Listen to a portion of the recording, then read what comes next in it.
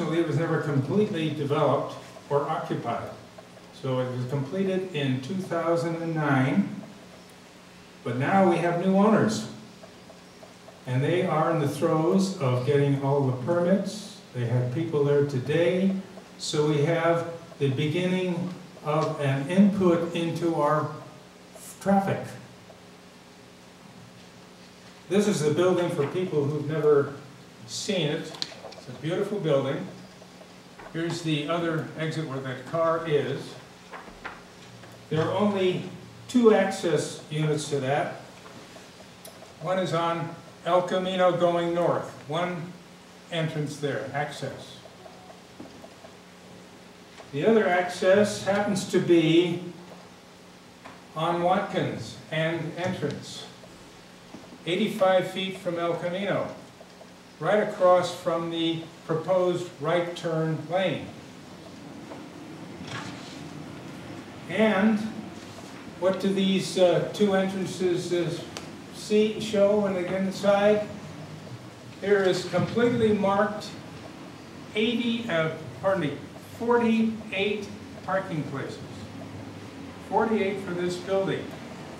With a medical building with cars coming and going, if you've been to the Palo Alto Medical Clinic, there are cars coming and going at all times. These cars would come out on Watkins or come out on El Camino. In addition to that, we have Samtrans 3 times in an hour, stopping right out front, providing more traffic. So that's the complete thing, and I hope it gives the ER people something to look at. I think perhaps the reason they didn't do more was they didn't know that the ownership had changed. Thank you. Do we have any questions of the commissioners? No, thank you. Next, please. Mr. Chair, because the last speaker referred to photos and held them up, we need those because they now become part of the record. And the EIR consultant will need them so they can go back and make reference to them. Fine. I trust you have copies. I'll charge you. No. Thank you for asking. Okay, fine, if I may. All right, so anyway, Carl Ferrero, 819 El Camino again.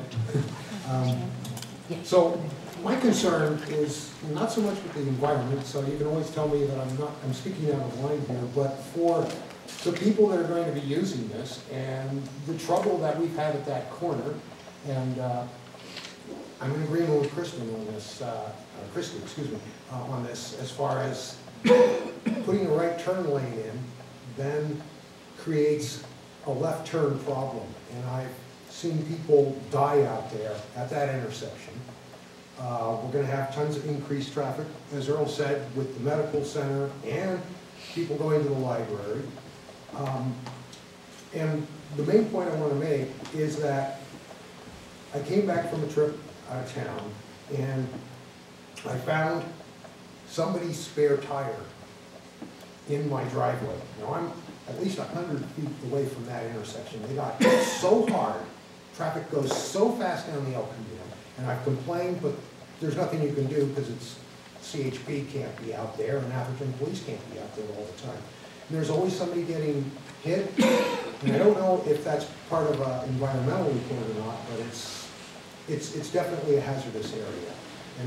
And I use the library here, and I never walk down Watkins because it's just another fast, heavily traveled area. I always come down to Walnut and walk down that way there at the common street.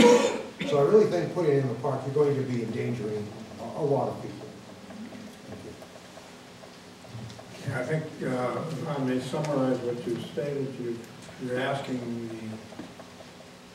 that the effect of the new office building as well as the train passing through considered in the traffic study of the intersection of Watkins. Correct.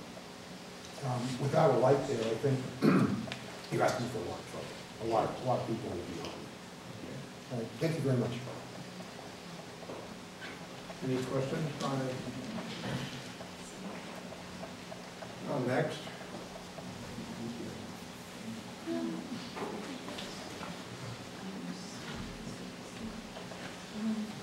My name is Anne McNerney, and I live on Watkins Avenue. And we, at the Menlo Park Planning Commission, when we were first planning the medical building, suggested that the ingress and egress to the medical building be on El Camino. And they said they're only having an ingress there. And the ingress and egress is onto Watkins. There was a reason because of the bus there that they needed to, minimize traffic for the bus stop that's there. I know that the maintenance of the fence in front of our house where the proposed right lane was maintained by Atherton Public Works, and I know Sandy lived on Watkins across the street when it was Menlo Park, and then we had it changed to Atherton for over 20 years, so I think Sandy knew that too.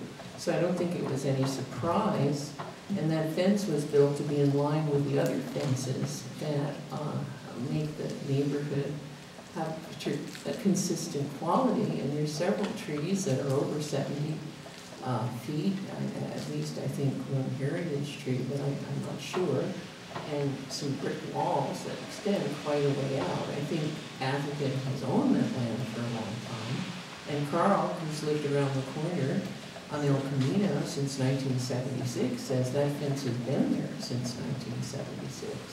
So putting a right turn in an expanded right turn lane is a real change from, the town's stated intentions for the neighborhood, and it will really devalue the neighborhood.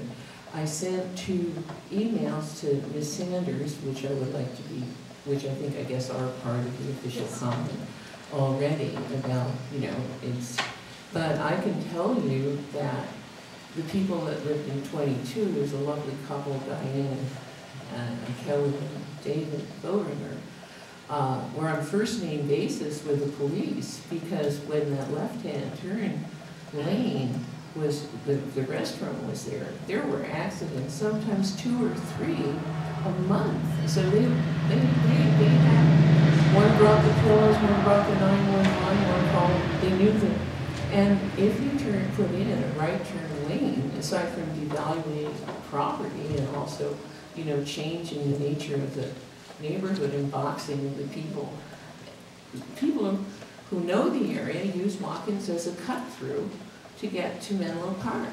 And it's enough of a raceway now. There's not, there needs to be more space just for the safety of the people who are on that block. So I just want to say I really object to the right turn lane, and I object to the process of the building in the park always being presented as a fait accompli. At the last town council meeting, a wonderfully creative idea about cooperating with Menlo College came about. And then the alternative, Mr. Rigman's report, which was mentioned, reducing it to 10,000 and was more factual, and using the existing site, was quite developed. And I would hope that the LSA people would not so quickly sort of decide that the park is the best, because there's a lot of alternatives, like the lady who mentioned Flood Park, that I just don't think have been adequately considered by this report. Thank you. Questions, Brian? Next.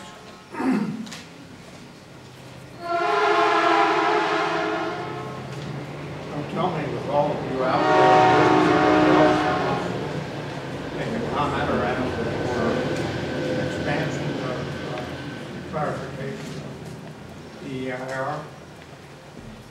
One quick question.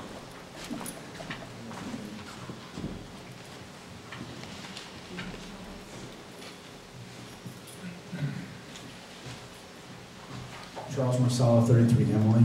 The question is, the existing structure uses in the main house, where would that require another building in the park to relocate those? How are those addressed as far as the storage, the park shop that's in the basement and the other offices that are there? Well, the draft TR certainly does include a discussion of that. Teresa's looking it up right now, but we do consider all of the uses that are there, and then we work with the town in terms of what other locations are available, and it's on page 42. Okay. So, I mean, we won't need to build a building to replace those? Okay. You know, to explain where those are going to go? Yes. Okay. Thanks. Okay, any questions? Are there any others who would like to comment on the EIR for further analysis? If not, I'll close the public end of this meeting and we'll go to the commissioners. I'll start out on my left then with you, William. You into your comments. Did you capture those two prior comments I had about the disconnect between the table on page 40 and the statements and the other one about where ground zero was? Yes. The third one is, I would very much like to see clarification of library visits per year. It talks about the number of residents in Atherton, it talks about visits, but it doesn't give me a clue as to how many visits per year there are. Sorry, bear with me, please.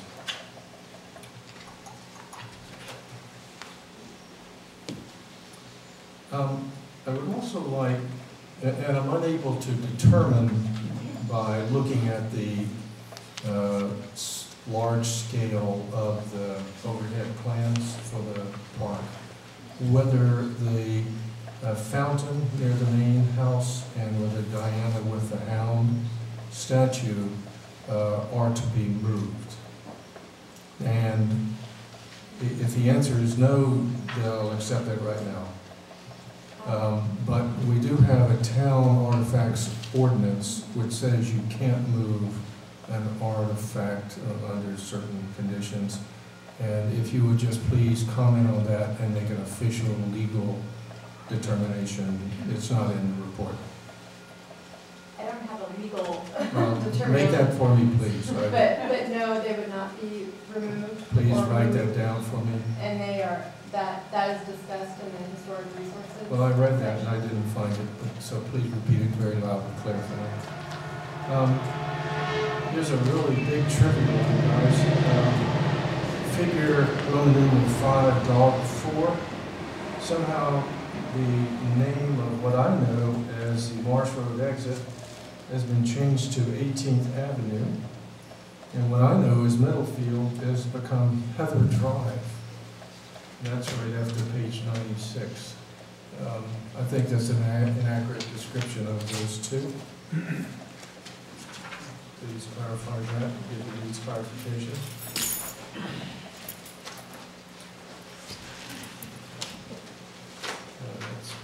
I'm sorry, I'm thumbing through these.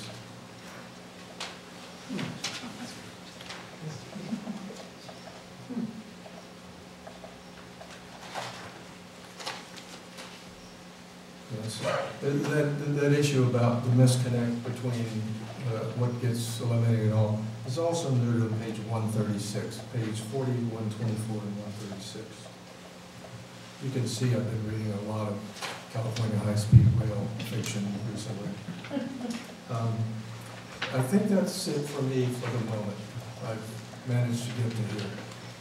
And thank you for being comprehensive on what may be a $5 million contract. You can imagine how incomprehensive a $100 billion contract is. I mistakenly made my comments previously, sorry. But I do want to say that I think you did prepare an excellent document. I commend you on looking at numbers from Corte Madera and increasing the loads in general in terms of patrons that would visit and going beyond what the minimum standards were, so we can be sure that, you know, comments were addressed and that the impacts were thoroughly studied. Yeah, I've got a couple comments. Two of them come in the initial study, page 64 on the initial study, and I just asked for clarification on this one. This is the footnote comment by Fire Marshal Aus, who says they don't need any more fire engines, but I don't think that was the question. I'd like clarification of that. Had he ever looked at the potential plans and what would be needed for additional fire service, as in bigger fire mains, et cetera, for the park because of the size of the library? And I don't think he answered the question properly. I don't think he knew he was being asked. And the second question is one that has to do with the notations from Chief Flint that have to do with footnotes number 63, 67, and 68. Basically, he says in his comments that, if I can find them, that there will be some degradation in police services because the park is located farther away. The DER says there will be no degradation in police services, and I'd like clarification on that, please.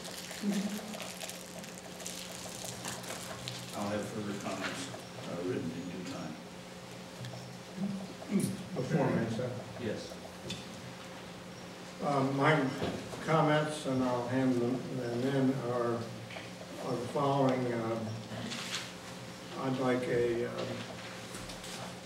definition or clarification of what the service area, the 15,000 people, which is twice the population of Atherton, what areas of Menlo Park or the county that it encompasses that be further described, because theoretically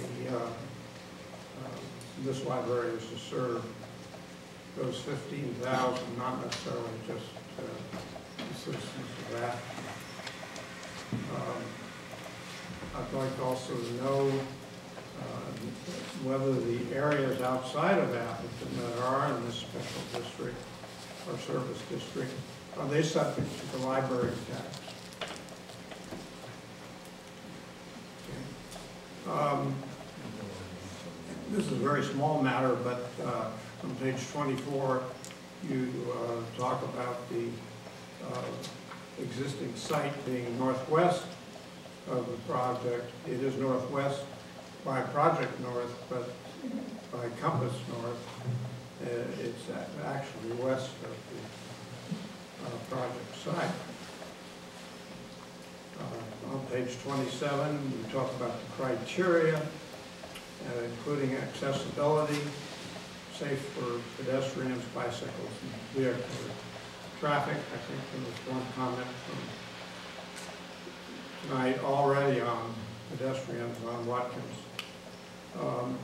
But I would like the routes that in general would be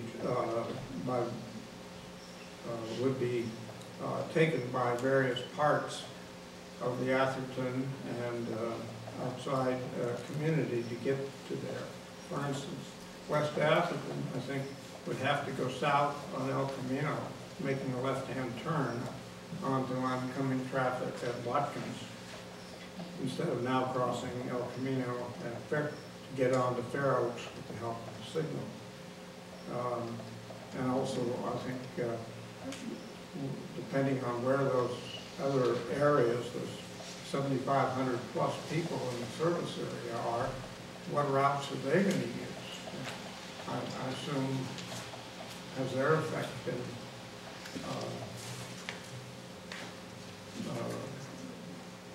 considered in the study of those intersections?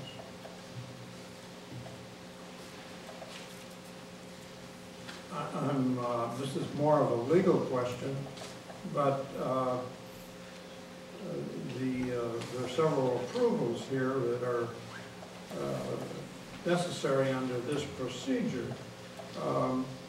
As I read the zoning ordinance, It calls for, when you go to this particular district, calls for just a conditional use if other than a recreational purpose is asked for. And that, to me, would seem to be a lot simpler than all the amendment of general plan and so forth. I'd like an answer to that.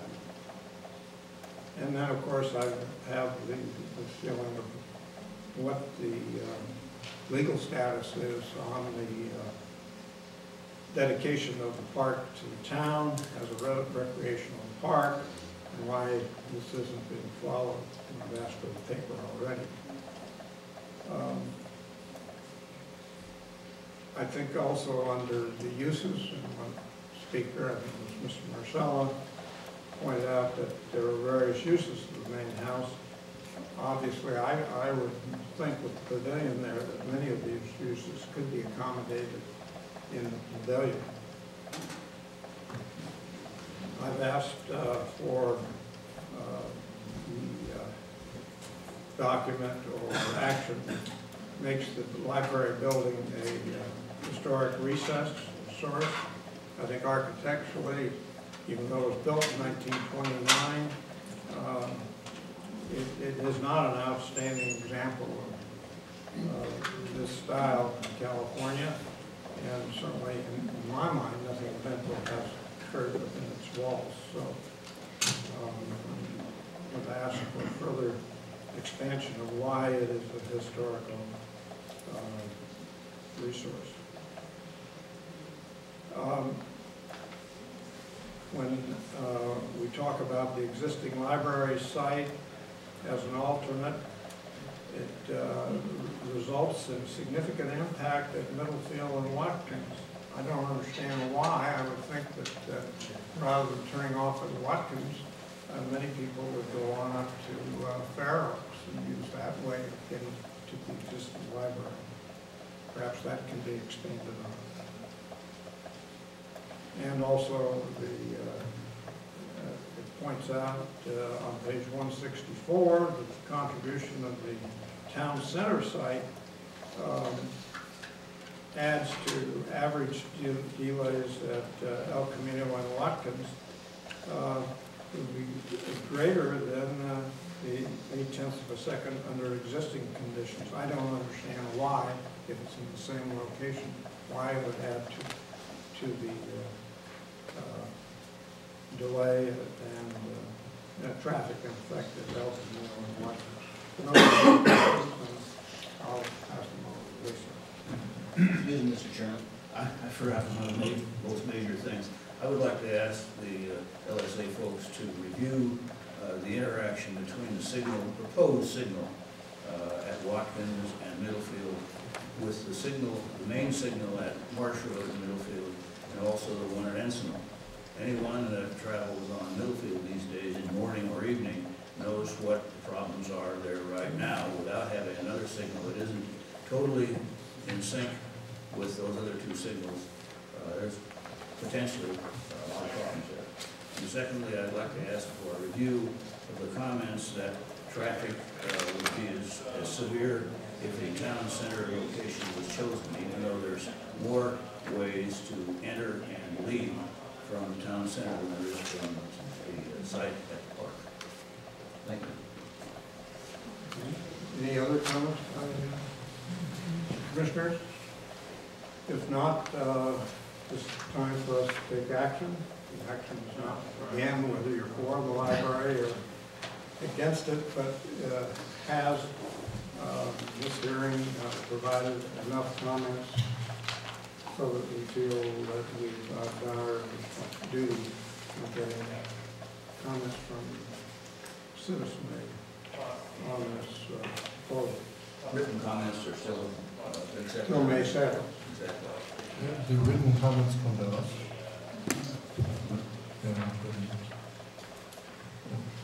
The written comments did not come to us.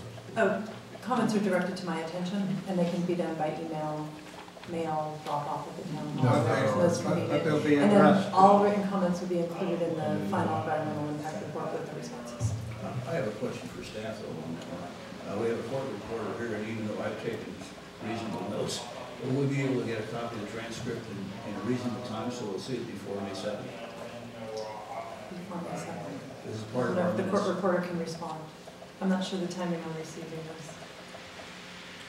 Check with the office. I'll have to get back to you on the timing, I'm sorry. I'll get back to us. My recent experience is that can be problematic. It's usually about a 2-week turnaround. So, I mean, that's kind of on the cusp. And even if they get it to you in 2 weeks, you may have a little time to respond to it. I think also, though, on the agenda tonight is a request to the council to put us back into the loop again, and you'll see the answers to those questions at that time.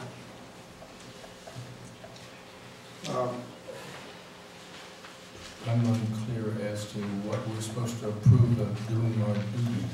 Does that mean? Well, we'll ask the town council. Council, throw it at it. I defer to Lisa, but usually it's required that you have a public hearing to take comment. Okay.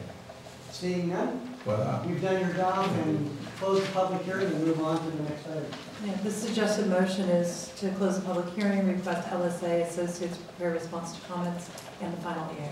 Well, I have one legal question for the attorney. Yes, go ahead. Because it says here how city council, when does, since people have brought up questions to you, then you go back and modify your report, or do you modify your report? But understand the process. Generally speaking, tonight is to take comments. They go back and they have various experts that have worked on this report. They will now be given back the comments that you've made tonight, which is really the reason for the reporter, so that we can refer to the reporter, make sure that the comments are accurate. Once they're received, they have to be responded to. Each and every comment will get a response. It may say, see answer to number 4, but every one of them requires a response. The comments and the responses read together with the draft EIR constitutes the final EIR. That will come back.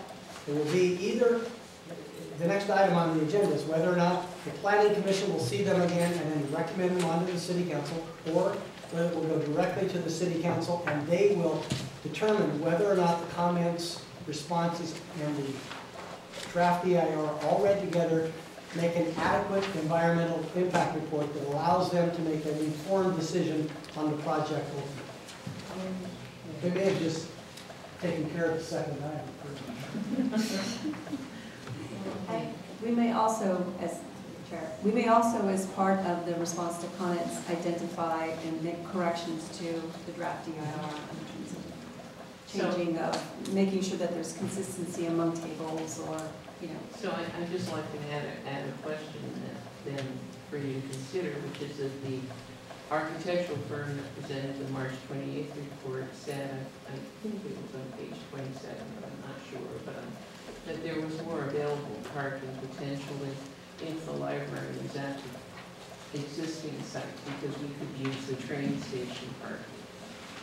And, you know, access and egress to the library could be more easily done on the Atherton Avenue approach to the train station. The public hearing is closed. What do the commissioners wish to do? We have to pass that the hearing is closed, and yeah, there's a motion. Yeah, We have a motion. Yeah. so will somebody make that motion, or do you wish to call for more comments, or further meeting? I move that the planning commission will recommend to close the public hearing and request LSA Associates prepare the response to the comments and the final EIR. Any further discussion? All those in favor? Aye. All against? The motion passes, and the item is closed for now. We'll go on to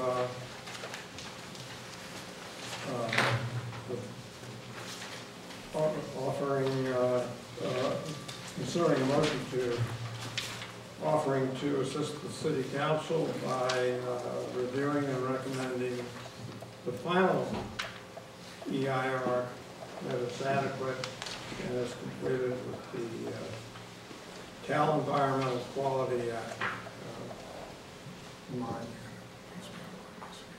Does anybody want to volunteer to assist? I would think we would want to.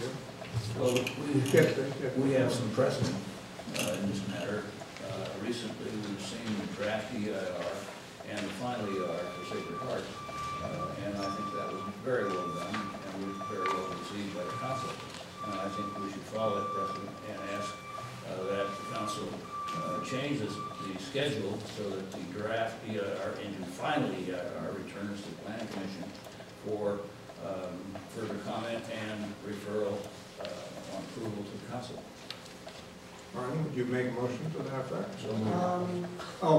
I think you might want to hear from the public and from the open it to the commission and the public to comment. All right, we'll have a comment here from the public. Thank you. We'll close it. And commissioners, it's a Comment from Brendan. William, you want to? I believe that in both the spirit and the letter of our role, we should make it as our advisory capacity role to bring to focus as much as we can the role of the work of the council, who has the statutory authority to rule on this, and to recognize that we are only advisory in this capacity. We are not legally responsible ones for this. So I hereby would vote in favor of bringing it back to the Planning Commission. Do we have a motion? So moved. So moved. Second. No further discussion. All those in favor? Aye. Aye. The motion passes. We'll request the council to bring us back into the picture. This item is closed, and unless the commission wishes to take a break, we'll move on to... I would just like to make a comment to thank our town for going through this process. As you might know, in terms of the $100 billion that may be spent on high-speed rail, Governor Brown wishes to exempt that project from the environmental reporting process.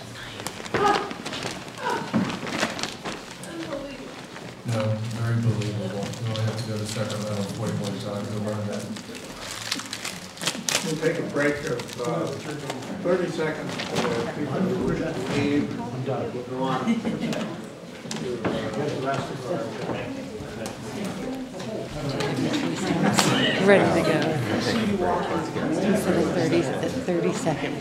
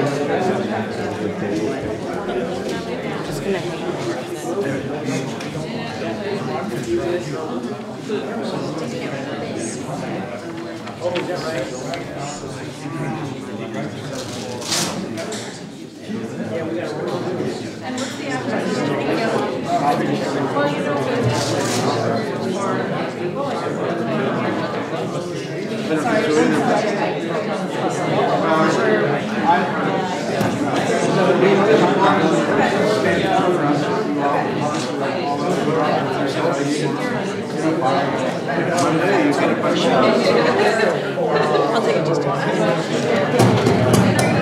We're leaving this on for the whole meeting. That's what she said. Okay, well, that makes sense.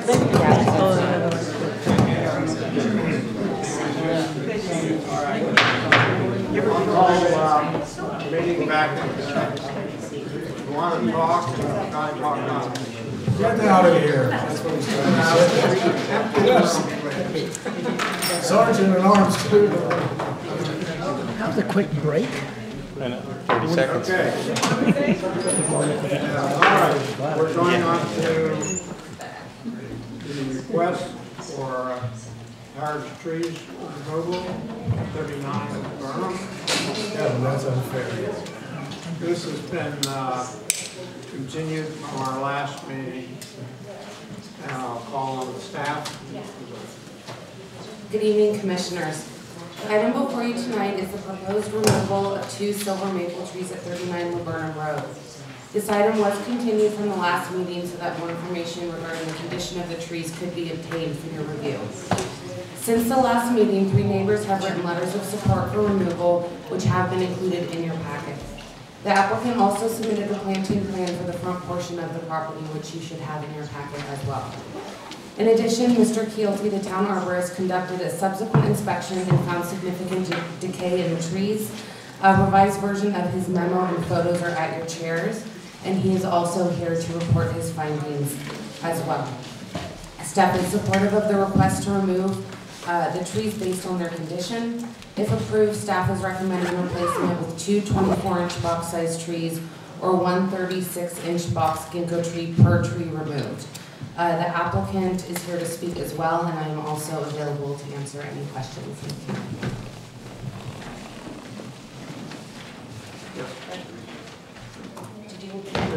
Let's see, we'll have many questions of staff. Are you going to make? I can let you know what I went out and found out. Well, maybe you ought to make that a part of the staff report, and then we'll ask the applicant, members of the audience, to bring something. I took a lot of pictures, and finally I thought I'm going to bring some props for you. So what I have is some cross sections